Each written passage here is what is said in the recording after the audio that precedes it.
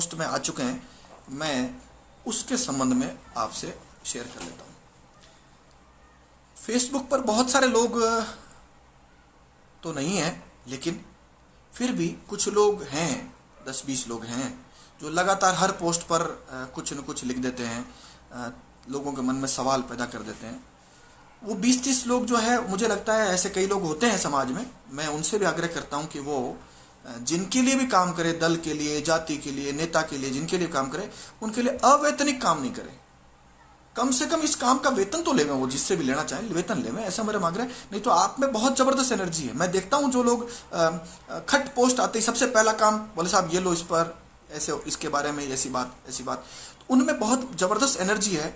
उस एनर्जी का उपयोग वो कुछ अच्छे काम के लिए, विष्णुदत्त जैसे लोगों के को प्रोत्साहित करने के लिए, समाज का भला करने के लिए, हिंद की जय करने में लगाएंगे, तो मुझे लगता है ज़्यादा आसान है। तो उनमें से एक प्रमुख आरोप जो मैं पढ़ रहा था कहीं कमेंट्स में, वो ये था कि गोवर्धन सिंह के पास 400 करोड़ रुपए है। तो मुझे इसके जवाब में ये कहना है कि उसके मुंह में घी शक्कर। अगर मेरे पास 400 करोड़ रुपए हो जाएं तो अच्छी बात है, लेकिन 2010 में मैं अखबार में पढ़ता था, तो एक अखबार तो रोजाना लिखता था, बाकी कुछ जयपुर के अखबार लिखते थे कि गोवर्धन सिंह के 24 बैंक खातों में 23 करोड़ रुपए। अब वो अखबार ये छापता था कि फला 1 नंबर बैंक अकाउंट ये, ब्रांच ये, बैलेंस ये और टोटल ये, ऐसा करके टोटल करके 23 करोड़ उसने बताए 2010 में। मुझे लगता है 400 करोड़ बताने वाले ने पता नहीं कहाँ से ये आंकड़ा लाया, कोई इनकम टैक्स ने दिया उसको, हो सकता है मुख्यमंत्री अशोक गहलोत साहब अगर कहीं मेरा पीछा कर रहे हो तो उन्होंने दिया, पता नहीं वो कहाँ से लाए, लेकिन वो 400 करोड़ बोल दिया उन्होंने। कोई नहीं, मैं इसका जवाब देता हूँ। मेरे कई दोस्त हैं, वो कई बार बहुत कॉन्फिडेंस से बोलते हैं। कॉन्फिडेंस क्या बोलते हैं कि उस आदमी ने इस काम के लिए 17.5 लाख रुपए रिश्वत लिए। मैंने पूछा भाई तेरे को 17.5 लाख कैसे पता? 15 लाख समझ में आता है, 20 लाख समझ में आता है, 25 लाख समझ में आता है, 17.5 लाख कैसे? ये इनका कॉन्फिडेंस देखो। 400 करोड़ जैसे नोट ये इन्होंने गिन के रखे हो मेरे पास। देखिए, हम जो पिछली 2010 की खबर है उसको भी सही मान ले अपन, तो उसने ये बताया है कि मेरे इन खातों में 23 करोड़ थे। तो पहली बात तो ये कि बैंक खाते में अगर 23 करोड़ है, मटके में नहीं दबा के रखे हैं, तो देश में यह किसी को भी, आपको, मुझको या किसी को भी अधिकार है कि वो बैंक में रख सकता है। और उसके साथ एक बात और है कि मेरे ये बैंक खाते पहले पुलिस ने सीज किए थे, बाद में बैंक खाते पुलिस ने खोल दिए, बाद इनकम टैक्स ने भी सीज किए हुए खोल दिए, स्क्रूटनी करी, कोई 1 रुपए की पेनल्टी मेरे पर नहीं लगाई 2010 में। 1 रुपए की पेनल्टी आप चेक करा लीजिए। आप जिनसे मैं लड़ रहा हूं बहुत बड़े लोग हैं। ये जो धर्म युद्ध आप और हम लड़ रहे हैं ना, जब भी आप धर्म युद्ध लड़ेंगे तो ये सारी स्थितियां आपके सामने आएंगी, मुझे पता है आएंगी। लेकिन न दैन्यम न पलायनम, ना तो मैं असहायता दर्शाऊंगा लोगों के सामने, ना मैं पलायन करके भागूंगा, दोनों स्थितियां नहीं। लेकिन इसकी जरूरत इसलिए है कि ये जो सारी स्थिति है ना भाई, सरकार में बैठे प्रमुख लोग, IAS IPS, जिनको मेरे से नाराजगी है, जिनके बारे में मैं जनता को बता देता हूं, मैं हिंद की जय करता हूं, मैं इन बेईमानों के पोल खोलता हूं, वो चेक कराएं कि मेरे जब इनकम टैक्स ने खाते सीज किए उसके बाद क्या मेरे पर 1 रुपए पेनल्टी लगाई क्या? अब सवाल आता है कि इनकम टैक्स ने लगाई नहीं, पुलिस ने लगाई नहीं, मुझे किसी ने दोषी माना नहीं, लेकिन कुछ लोग ये हैं जिनको आरोप लगाना है, उनको यह काम नहीं है। मुझे बताइए मैं क्या मांग कर रहा हूं? अच्छा, मेरे पर व्यक्तिगत आरोप क्यों लग रहे हैं? इसलिए लग रहे हैं कि मैं सीबीआई जांच की मांग कर रहा हूं, और वो पुरजोर तरीके से कर रहा हूं। बता दो आप जितने लोग बैठे हैं, क्या मेरे मेहनत में कोई कमी है? आप ईमानदारी से बता दो अगर मेरी मेहनत में कोई कमी हो तो। मैं किसी आदमी को न्याय के लिए एक निष्पक्ष जांच की बात कर रहा हूं और निष्पक्ष जांच की मांग कर रहा हूं, तो निश्चित रूप से किसी न किसी को तो परेशानी होगी ना इस बात से। जिनको परेशानी है उनको दर्द होगा तो वो आरोप लगाएंगे। अब सवाल यह है कि वो जो जिस तरह के मेरे पर आरोप लगाते हैं, अगर वो ठीक नहीं है, वो इनकम टैक्स में इंस्पेक्टर भी नहीं है, इनकम टैक्स में कमिश्नर भी नहीं है, और ऐसे ही वर्क मतलब वेग आरोप कुछ भी लगा दो बस। अब आप देखिएगा, मैं सारे सवाल के जवाब दे दूंगा ना तो भी सेम टू सेम रिपीट कर करके जवाब दे देंगे, आरोप लगा देंगे। सवाल यह है, अगर मैंने कोई गलत काम किया होता राई के दाने जितना भी, तो मुझे ये बेईमान अब तक मार करके और गाड़ चुके होते। मेरी बात समझ गया आप? तो मैंने आपकी बात का जवाब दिया।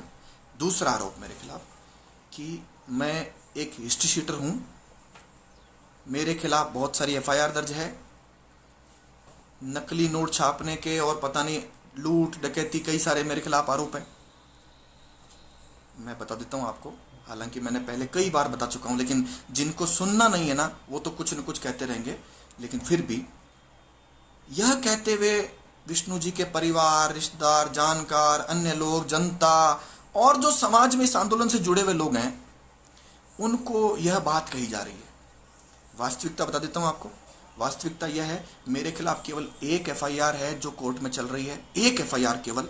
वो भी क्या है कि सेलटेक्स ऑफिस के कुछ भ्रष्टाचारियों ने एक मुकदमा 2008 में कराया कि मैं अकेला गया और सेलटेक्स के ऑफिस में जाकर मैंने सारे जितने कर्मचारी सबके धक्का मुक्की करी, उनका पेन तोड़ दिया, कागज फाड़ दिए, और इस तरह से राजकार्य बाधा का एक मुकदमा मेरे खिलाफ दर्ज हुआ। मेरे अकेले के खिलाफ पुलिस ने उस जमाने में चालान किया 2008 में। लेकिन कोर्ट ने उसी मामले में उन सारे अफसरों में से 5 लोगों के खिलाफ कॉग्निजेंस लिया था। केवल एक मुकदमा है मेरे खिलाफ ये। इसके अलावा एक भी मुकदमा मेरे खिलाफ नहीं है, एक भी मुकदमा।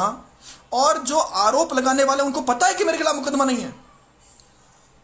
हुआ यह था, मैं थोड़ा सा मेरी बैक हिस्ट्री में चला जाता हूं क्योंकि अब आवश्यकता है इसलिए चल जाता हूं, बाकी सब चीजें विवरण करेंगे।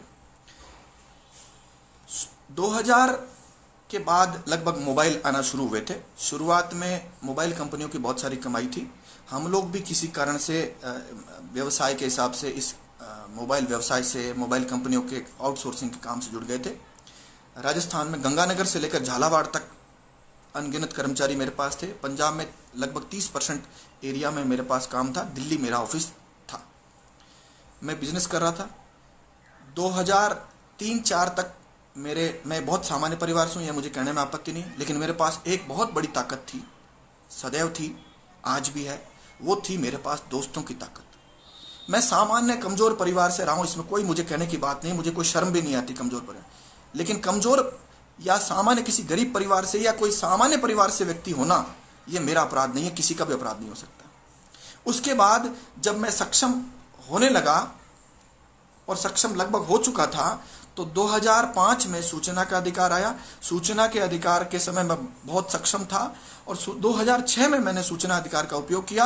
अनगिनत मुकदमे करप्ट लोगों के खिलाफ एंटी करप्शन ब्यूरो में मैंने दर्ज कराए। अनगिनत मुकदमे, एक दो नहीं, परिवाद नहीं, प्राथमिक जांच नहीं, एफआईआर मैंने दर्ज कराई।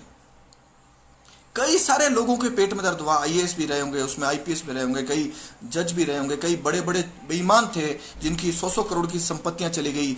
नेशनलाइज बैंक के चेयरमैन, मतलब ओरिएंटल बैंक ऑफ कॉमर्स के चेयरमैन, जो आज भी एसीबी की एफआईआर भुगत रहे, वह भी हमने कराई।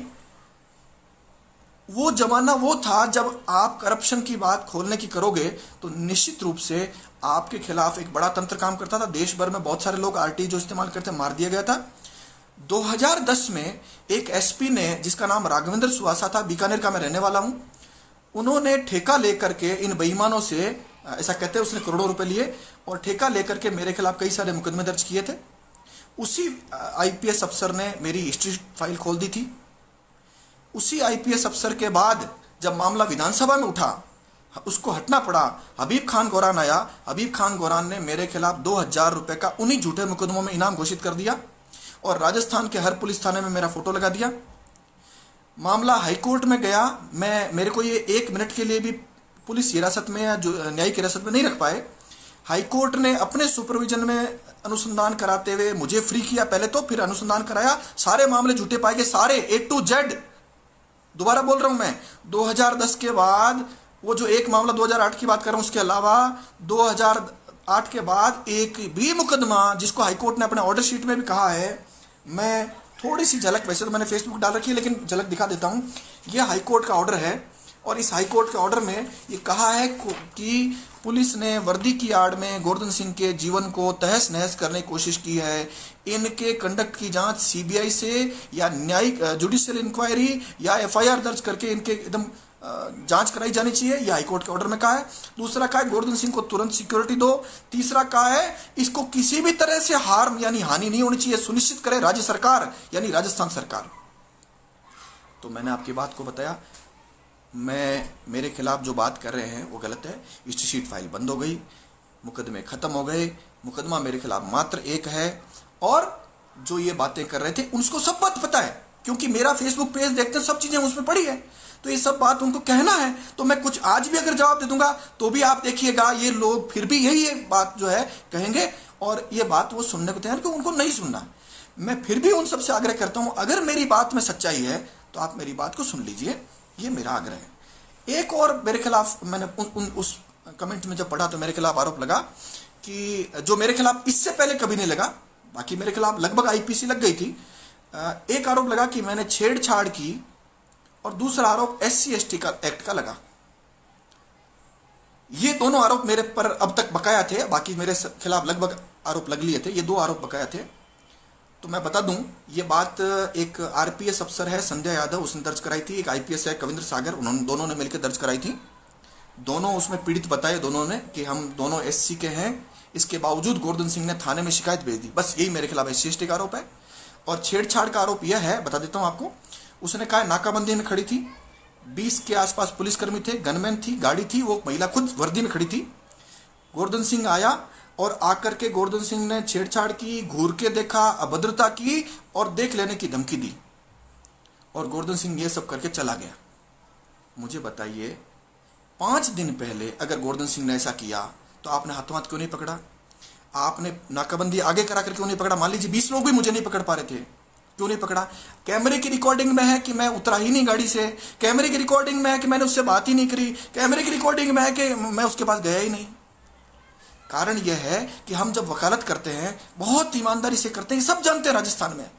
और एक पक्षकार की ओर से एक मामले में उस आरपीएस अफसर के खिलाफ लोअर कोर्ट यानी सेशन कोर्ट और लोअर कोर्ट में मैं एक मुकदमा लड़ रहा था, तो उसने उस मुकदमे से बचने के लिए अपने पिता को, बीकानेर से जुड़े कई पुलिसकर्मियों को, अनगिनत लोगों को सिफारिश कराई, मुझे खरीदने की कोशिश की। आप जानते हैं कि मुझे खरीदने की कोशिश पर क्या किसको मिला है आज तक, और वो जब विफल हुए तो उनको मौका मिला और ये SC/ST और छेड़छाड़ का मुकदमा मेरे खिलाफ कराया और उसमें भी हाई कोर्ट ने रोक लगा दी।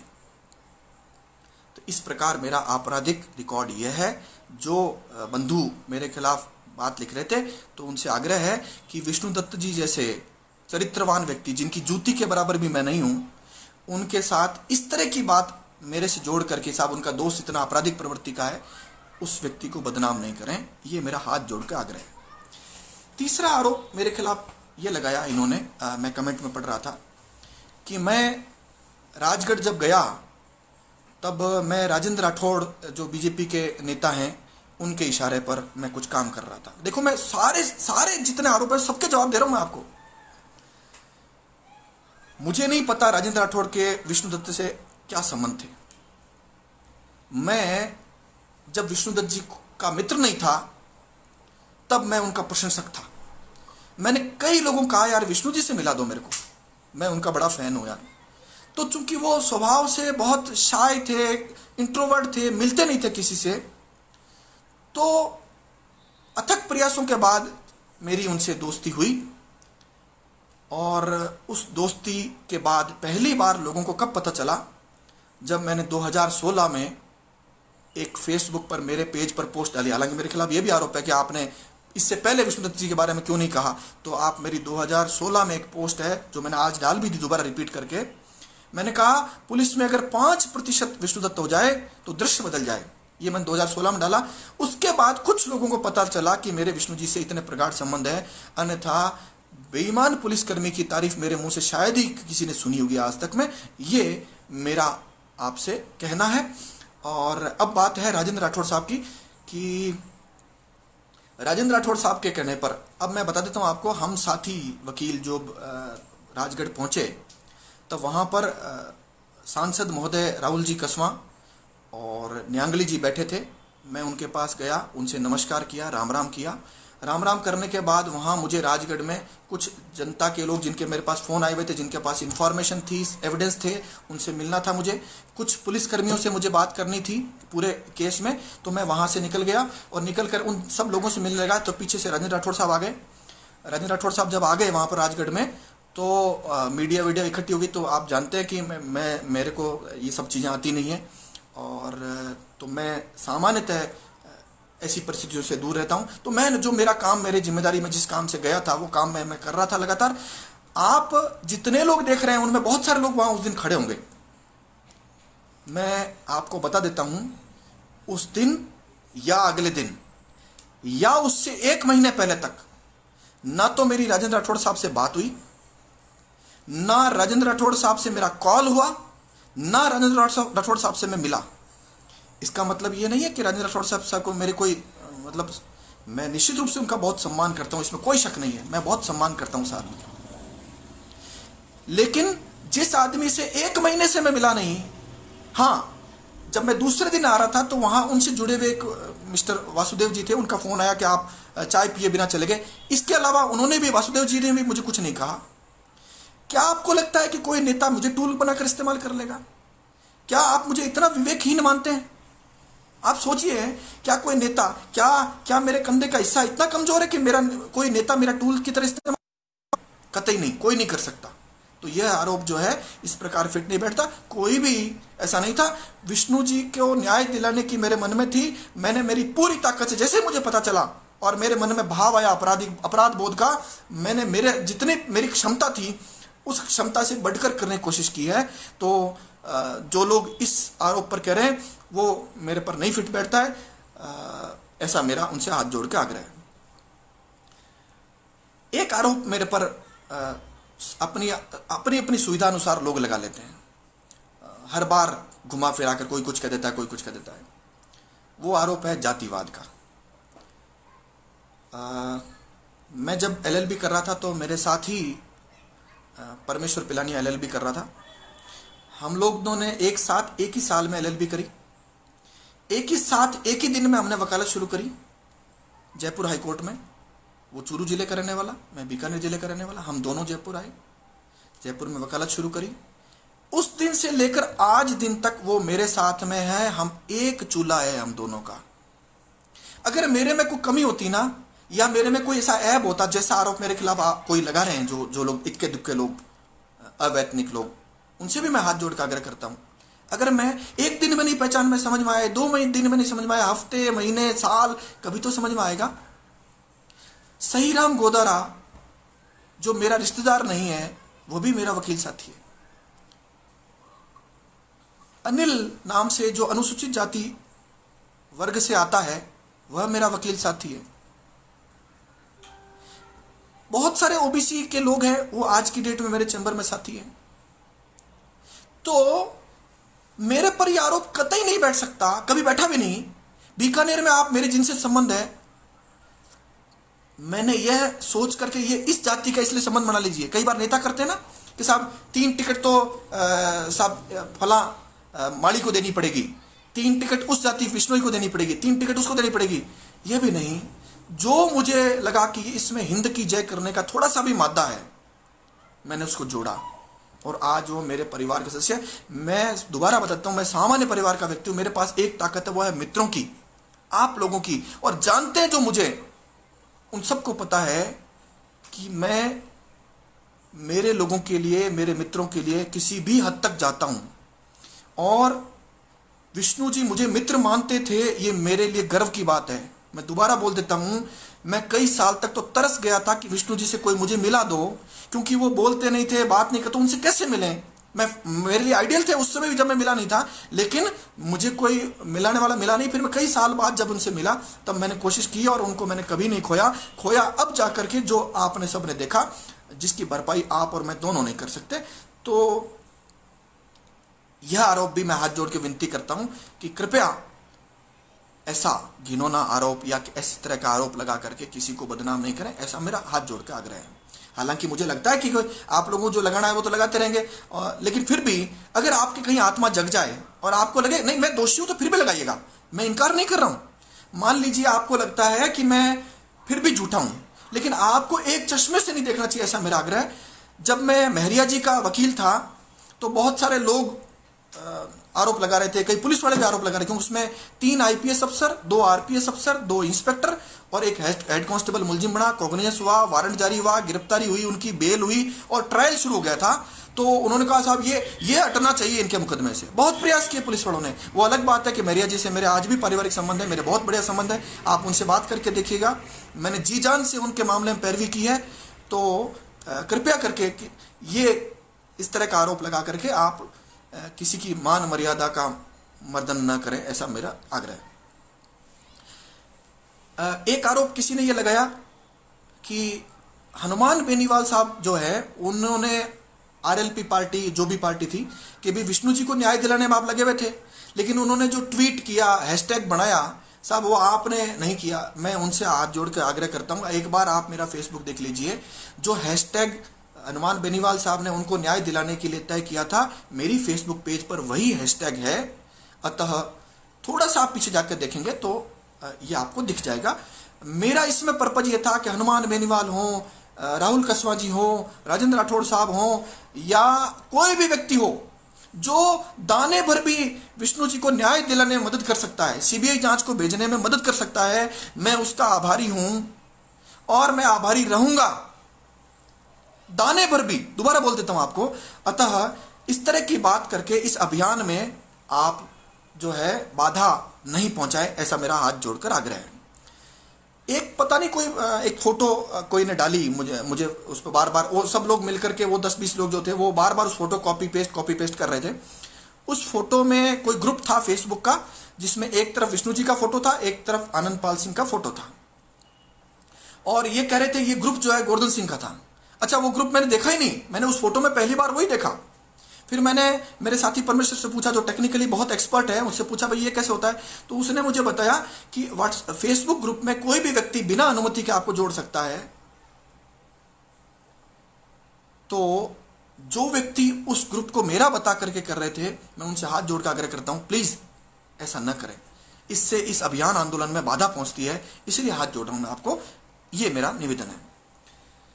मैं एक वकील हूं, मैं मेरे पक्षकार की बहुत ताकत से पैरवी करता हूं, इसमें कोई शक नहीं है। प्रोफेशनली मुझे ठीक ठीक माना जाता है।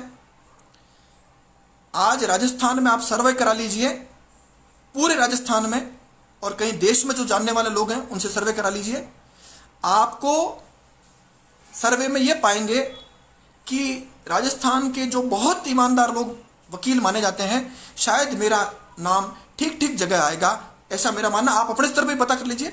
दूसरा, राजस्थान में आप सर्वे करा लीजिए कि जनता किसी एक वकील का नाम सर्वाधिक किस वकील का जानती है, शायद उन जो ज्यादा नाम जानने वाले लोगों में से शायद मेरा नाम कहीं आ जाएगा। तो मैं कोई काम ऐसी थोथी पॉपुलरिटी के लिए नहीं करता हूं। आप मेरे आंख में देखिए, अगर मेरे में सच्चाई नहीं है तो मैं झूठ बोलूंगा तो आपको समझ में आ जाएगा। मेरे मन में जिस दो मेरे काम के टुकड़े हैं, मेरा प्रोफेशनल काम है, मुझे वकालत करनी है मेरे पक्षकार के हित में, मैं उसका मुकदमा लड़ता हूं हाई कोर्ट में, सेशन कोर्ट में, जहां भी मुझे लड़ना है, और मैं उसकी ताकत से पैरवी करता हूं। जब मैं ताकत से पैरवी करता हूं तो कोई दूसरा पक्षकार जो मेरे पर एक आरोप ये भी लगाते हैं कि ये अड़ियल टाइप का है, मानता नहीं है, नहीं है, तो मैं दोबारा बोलता हूं, हां मैं अड़ियल हूं, मैं जिद्दी हूं, मैं जिस काम में लगता हूं फिर मेरे से कोई अपेक्षा नहीं करे, मेरा मित्र भी, मेरा भाई भी, मेरा परिवारजन या मेरा दोस्त भी अपेक्षा नहीं करे कि मैं जो काम अगर मैं ठीक कर रहा हूं, आप मुझे बता दीजिए मैं गलत काम कर रहा हूं, तो अगर गलत काम कर रहा हूं मैं माफी मांग लूंगा, लेकिन अगर मैं ठीक काम कर रहा हूं, प्रोफेशनली मैं किसी की पैरवी कर रहा हूं, तो आप कोई भी व्यक्ति मेरे से अपेक्षा नहीं रखे कि मैं अड़ियल नहीं रहूंगा। एक मेरे खिलाफ आरोप यह आया कि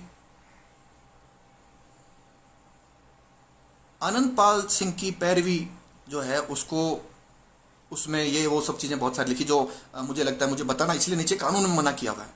कानून में ये लिखा हुआ है, वकील और पक्षकार के बीच में क्या बात हुई है यह सुप्रीम कोर्ट का चीफ जस्टिस भी मेरे से नहीं पूछ सकता, कानून में लिखा हुआ है। फिर भी बहुत सारी चीजें ऐसी है जो मुझे आपके साथ शेयर नहीं करनी चाहिए, लेकिन बहुत सारे लोग चूंकि आरोप लगाना ना तो कुछ भी लगाते रहेंगे। आनंदपाल सिंह जी के परिवार में जिन लोगों ने जितनी मेरे से पैरवी कराई, उनकी आत्मा जानती है, चाहे उनके बहनोई हो, चाहे उनका परिवार हो, रतनगढ़ हो, चूरू हो, जोधपुर हो, मेरी जितनी कैपेसिटी थी उस मामले में मैंने पूरी ताकत से पैरवी की थी, और जितनी उनसे उनको पैरवी करानी थी मैंने उतनी पैरवी की। रही बात, वैसे इसकी आवश्यकता नहीं है, लेकिन बहुत सारे लोग ये सवाल करते हैं। अब चूंकि सवाल करते हैं, आरोप लगाते हैं, तो बहुत सारे आरोप ऐसे हैं जो बिल्कुल नहीं टिकते, लेकिन बार बार जब कहते हैं सज्जन लोगों के मन में जब नेगेटिव बात करते हैं तो वो कई बार सवाल पैदा होते थे। मैं निवेदन कर देता हूं, अगर मुझे कोई आनंदपाल सिंह जी से जुड़ा हुआ कोई व्यक्ति कोई भी देख रहा है, मेरे पक्षकार जो रहे हैं, जिन परिवार ने मेरे से पैरवी कराई थी, कुल 50,000 रुपए वो मुझे फीस के नाम पर देकर गए, वो भी तब जब जोधपुर हाईकोर्ट, जहां मैं प्रैक्टिस नहीं करता हूं, उन वकील साहब को भुगतान करना था। इसके अलावा मैंने फीस के नाम पर 1 रुपया नहीं लिया, हालांकि मैं फीस खूब लेता हूं, लेकिन यह मेरे खुद के विवेक का मामला है, किस में मैं फीस कितनी लेता हूं, ज्यादा लेता हूं, कम लेता हूं या फ्री में करता हूं। तो वो जितने लोग आनंदपाल जी से, या आनंदपाल जो मेरे पक्षकार रहे हैं, उनके परिवारजन या जितने लोग रहे हैं, वो जानते हैं इस बात को कि मैंने मेरी पूरी क्षमता से उनके मामले की प्रोफेशनली जितनी पैरवी की जा सकती थी वो मैक्सिमम पैरवी की, उनका भला करने की कोशिश की थी। जो लोग मुझे देख रहे हैं यह भी जानते हैं कि मेहरिया जी के मामले में भी मैंने मेरी पूरी ताकत लगा करके, जो इतिहास कभी नहीं था कि एक एडीजी, एक डीआईजी, एक एसपी, एक एडिशनल एसपी, एक deputy SP, 2 inspector, head constable के खिलाफ कांग्रेस हुआ है, तो वो पहली बार राजस्थान का इतिहास है, वो मेहरिया जी के मामले हुआ। मेहरिया जी से भी पूछ के देख लीजिएगा, अगर मैंने पैरवियों को कमी छोड़ी हो, या मुझे कोई डरा सका हो, या मुझे कोई धमका सका हो, या मुझे कोई खरीद सका हो। तो अतः ये मेरा प्रोफेशनल पार्ट है। अब मेरा दूसरा पार्ट है कि मेरे जीवन में कुछ लोग ऐसे जो मेरे दोस्त हैं, जो मेरे बहुत निकट हैं, या विष्णु जी जैसे हैं, जिनके लिए मुझे करना ही चाहिए। बात विष्णु जी के मामले दो पक्ष हैं। एक तो विष्णु जी का मैं सम्मान करता हूं, मैं उनका फैन हूं, मैं उनकी जूती के बराबर नहीं हूं, ये मैं बार बार कह चुका हूं। मैं उनके बारे में बखान नहीं कर सकता, मेरी कैपेसिटी नहीं है, ये मैं कह चुका हूं।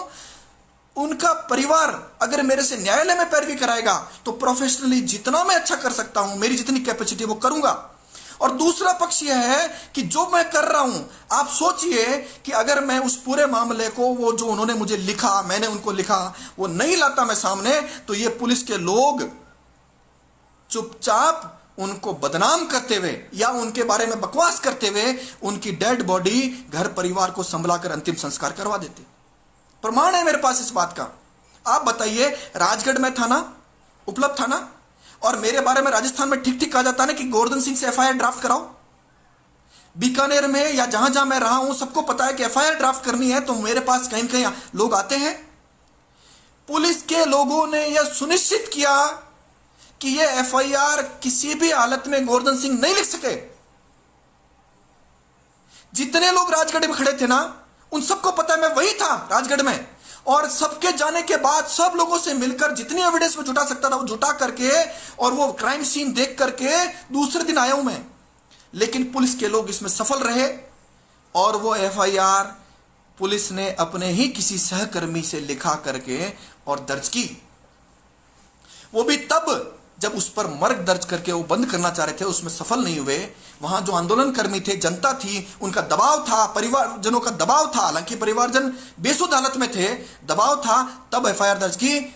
आप सोचिए, क्या पुलिसकर्मी चाहेंगे कि गोवर्धन सिंह एफआईआर ड्राफ्ट करे? नहीं चाहेंगे भाई। और वो सफल रहे उस पूरे मामले में। चूंकि मैं श्रेय लेने वालों में से नहीं हूं, आप जानते हैं, वहां पर जो लोग खड़े थे ना, जब भी मीडिया की भीड़ आई, मैं दूर हो गया था वहां राजगढ़ में। मुझे नहीं चाहिए भाई, मैं जिस काम से आया हूं ना, मैं उस काम को करूंगा, और किया मैंने ईमानदारी से राजगढ़ में। आप याद कर लीजिए, मैंने नहीं किया हो तो मैं वही था। अनगिनत लोगों से मिला हूं मैं वहां राजगढ़ में, जो लोग मुझे, जिन्होंने फोन किए, मैसेज किए, सबसे मिला, पुलिस वालों से मिला, एविडेंस जुटाई, क्राइम सीन देखा, सब कुछ किया। और मुझे लगा कि ये लोग अब एफआईआर आज नहीं दर्ज कर रहे हैं तो कल दर्ज कराएंगे, लेकिन उन्होंने चुपके से खुद के पुलिस वाले से लिखवा कर एफआईआर लिखवा ली। और उस एफआईआर में वो जो एविडेंस सामने थी उसका वर्णन नहीं किया, किसी को भी नामजद नहीं किया उन्होंने।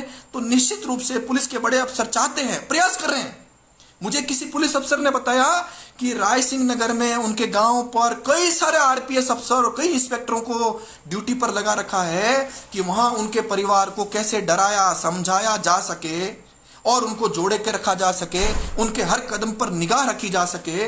इस काम में लगाया हुआ उन्होंने। वो चाहेंगे क्या कोई आईपीएस अफसर जेल जाए? क्या आपको नहीं लगता इस पूरे मामले में कि उनके अफसरों की भूमिका संदिग्ध थी?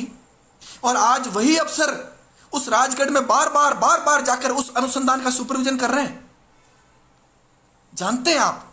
इसलिए मैं हाथ जोड़कर आग्रह करता हूं कि इस देवता रूपी इंसान को न्याय मिलने तक या सीबीआई जांच जाने तक इन सब चीजों को भूल जाइए। उसके बाद आप मेरे पर पुनः आरोप लगाना, मुझे कटघरे में खड़ा करना और उन सारे आरोपों का मुझे फिर बिठा लेना, मैं फिर आरोपों का जवाब दूंगा। अभी केवल इन दिनों में मुझे माफ कर दीजिए ताकि मेरा समय जिस काम में लगा है उस काम में लगाए रख सकूं।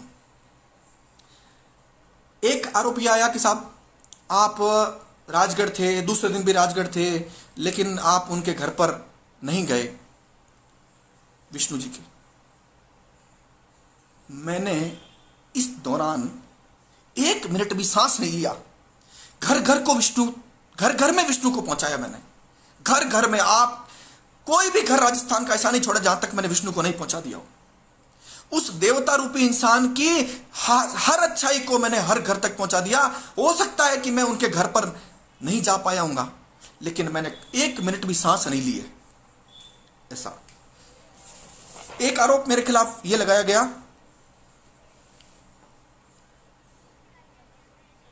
कि अगर आपके विष्णु जी से इतने प्रगाढ़ संबंध थे तो आपने कभी उनके साथ फोटो खिंचाकर अपलोड क्यों नहीं की? वैसे तो बेतुका सवाल है। मैंने तो किसी के साथ, पुलिस वाले के साथ फोटो खिंचाकर कहीं अपलोड नहीं की। इसका मतलब क्या आपको लगता है कि मेरे किसी भी पुलिस वाले संबंध नहीं है? मैं दोबारा बोल देता हूं, अनगिनत पुलिस वालों से मेरे संबंध है और इतने बढ़िया संबंध है कि कुछ लोगों को यह बात पता भी है, अनगिनत लोगों से।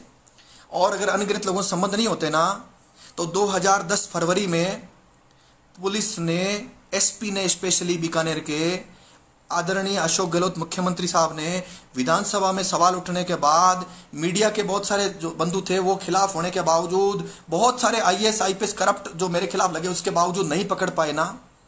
क्या आपको नहीं लगता कि कुछ पुलिसकर्मी जो है मेरा सहयोग कर रहे थे?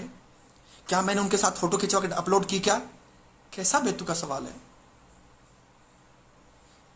विष्णु जी की अच्छाई को उजागर करके और लोगों को प्रोत्साहित करना था। पहली बार 2016 में मैंने इसलिए उनकी फोटो फेसबुक पर डाली। तो कृपया मुझे इस आरोप से भी आप मुक्त करें, ऐसा मेरा हाथ जोड़ के आग्रह है।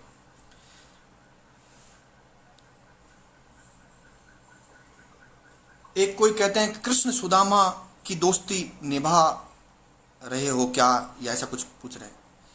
मुझे पता नहीं मैं क्या कर रहा हूं, लेकिन मैं जो कर रहा हूं ना वो पूरी आत्मा से कर रहा हूं, उसमें कोई कमी नहीं छोड़ी मैंने। मैं कितना कर पा रहा हूं ये मुझे पता नहीं। मैं पिछले 2 दिन के सीन बताता हूं आपको। 50 से ज्यादा एमएलए और एमपी जिनके कॉल तो मैंने अटेंड किए, जो ये कह रहे थे कि साहब हमने पत्र दे दिया है, शायद आप तक नहीं पहुंचा है, कृपया आप अपने पेज पर उसको अपलोड कर दें। उनमें से एक भी एमपी और एमएलए मेरा रिश्तेदार नहीं था, एक भी। और ये जो दृश्य खड़ा हुआ है ना, ये मेरा कमाल नहीं है, ये आपका कमाल है, क्योंकि आपने इनमें भय पैदा कर दिया था कि अगले चुनाव नहीं, जीवन भर होने वाले चुनाव में अगर आपको जमानत बचानी है ना, तो आपको विष्णु जी के लिए सीबीआई जांच की मांग करनी ही पड़ेगी। ये आपकी ताकत थी, मेरी नहीं। इसलिए ऐसी बातें करके मुझे लगता है कि आप आंदोलन कर्मियों का, उनके परिवारजनों का, उनके शुभ चिंतकों का समय खराब कर रहे हैं। मैं दोबारा बोल देता हूं, विष्णु जी की पर्सनैलिटी इतनी बड़ी है कि वो पद में चाहे कितने छोटे हों, कद में इतने बड़े थे कि अपनी छाती पर हाथ रखकर कोई आईपीएस अफसर भी पूछोगे ना कि तू बता भाई सही बात क्या है, तो वो कहेगा कि कद में विष्णु जी मेरे से भी बड़े हैं। अब सवाल यह है कि छाती के नीचे जो सामान है वो काम करना बंद कर दिया कई लोगों का, यानी उनके दिल ने, आत्मा ने आवाज देनी बंद कर दी, इसलिए जो काम गलत चल रहा है वो उसका हिस्सा है। कुछ लोग कह रहे हैं कि इसलिए इस आरोप से मुझे मुक्त करें। आग्रह है, मुक्त करेंगे नहीं करेंगे वो आपके हाथ की बात है। कुछ ने कहा कि साहब आप तो अपना प्रोफेशन चमका रहे हैं, आप सब लोगों की कृपा से मेरी आजीविका ठीक ठीक चलने की हालत में है। आज राजस्थान में ऐसा बहुत सारे जिलों से मेरे पास मेरी आजीविका चलाने लायक मेरी फीस आ जाती है, और मैं प्रोफेशनली, आप जयपुर में किसी से चर्चा करके देख लीजिएगा, शायद ही ऐसा कोई वकील होगा, शायद ही किसी जिले में क्लाइंट होंगे जो मुझे नाम से नहीं जानते होंगे। हो सकता है मेरा काम कम ज़्यादा, लेकिन मेरी आजीविका चलाने लायक मेरे पास सामान है। ऐसा काम मैं आजीविका चलाने के लिए कतई नहीं करूंगा, ऐसा मेरा आग्रह है। इसलिए इस आरोप से भी मेरे को मुक्त करें। किसी ने कहा है कृष्णा पूनिया जी के विरुद्ध बिना कोई सबूत आरोप कैसे लगा सकते हो? देखिए, मैं ये कह रहा हूं कि अब तक जितनी चीजें सामने आई है, विष्णु जी का लिखा हुआ चैट जिसमें वो कह रहे हैं कि एमएलए बकवास है, एमएलए ने 3.5 करोड़ रुपए का गबन का मेरे खिलाफ आरोप लगाया है, जो मैंने जीवन में 1 रुपये रिश्वत नहीं ली। उनके रोज नाम से रपटें डाली हुई है जिसमें विधायक कृष्णा पूनिया जी का नाम है। मैं अभी अपराधी करार देने वाला व्यक्ति नहीं हूं। अपराधी करार तो फाइनली सुप्रीम कोर्ट देगा और उसके बाद राष्ट्रपति देगा।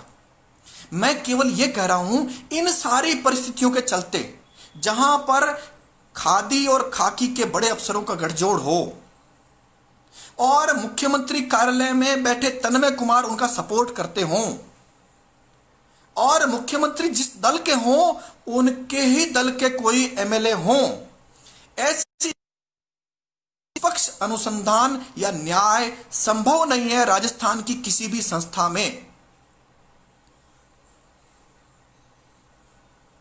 तो मैंने कहा इस राजस्थान में जहां राजस्थान के मुख्यमंत्री का प्रभाव असर नहीं करे वहां से अनुसंधान करा दीजिए। और मेरी इस मांग से हजारों नहीं लाखों करोड़ों लोग राजस्थान के और देश के सहमत हैं, उनके परिवारजन भी सहमत हैं। एक मेरे खिलाफ आरोप यह लगा दिया गया इसके तुरंत बाद कि मैंने एक फेसबुक पोस्ट आज से 2 साल पहले लिखी जिसमें कहा कि सीबीआई के 2 अफसर जो है भ्रष्टाचार में आपस में लड़ रहे हैं। मैं इनकार नहीं करता। कुछ ने कहा कोई एडिट तो नहीं कर दिया? एडिट नहीं किया भाई, मैंने लिखा है। वो उस जमाने में जो अखबार में खबर आई थी, एक अस्थाना थे जिन्होंने कहा कि ये चोर है, डायरेक्टर चोर है, डायरेक्टर ने कहा ये चोर है।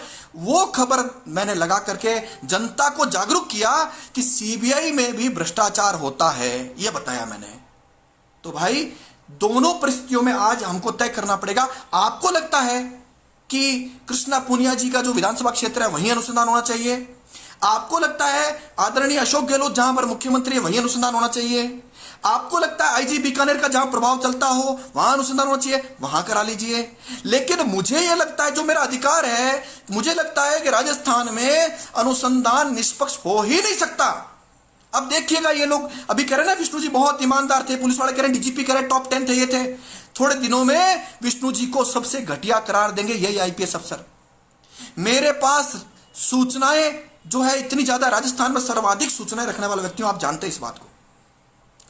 तेजस्विनी गौतम उस अनुसंधान में हिस्सा ले रही हैं। क्यों भाई, आप बताइए क्या रोल है उसका? क्यों वो बार बार राजगढ़ थाने में जाती है? क्यों पुलिसकर्मियों से उस केस के संबंध बात करती है? क्यों वो कहती है चुप रहिए, बताइएगा मत कोई बात? जनता को बता दो ना भाई। तुमने 10 घंटे तक विष्णु को लटका के रखा, नहीं लगता कि तुमको शर्म आनी चाहिए? बताइए, नहीं लगता हो तो।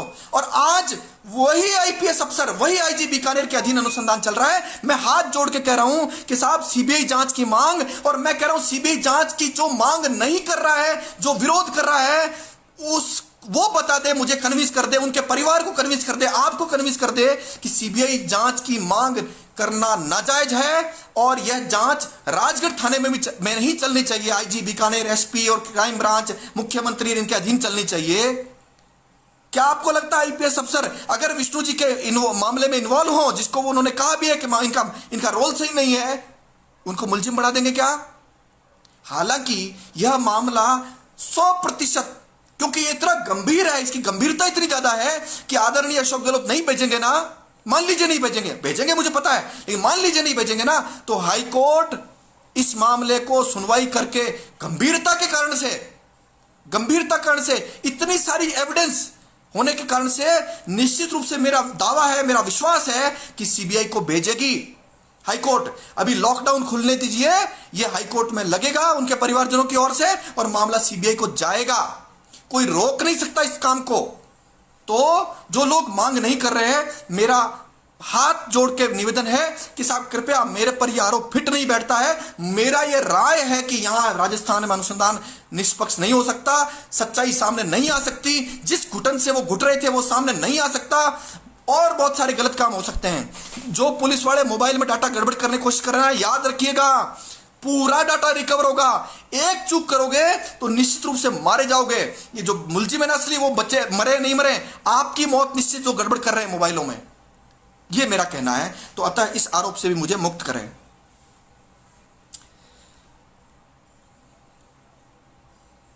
मैं किसी राजनीति का शिकार हो गया हूं, ये मेरे खिलाफ एक आरोप और लगाया किसी ने, और फेसबुक पर लाइव आता हूं।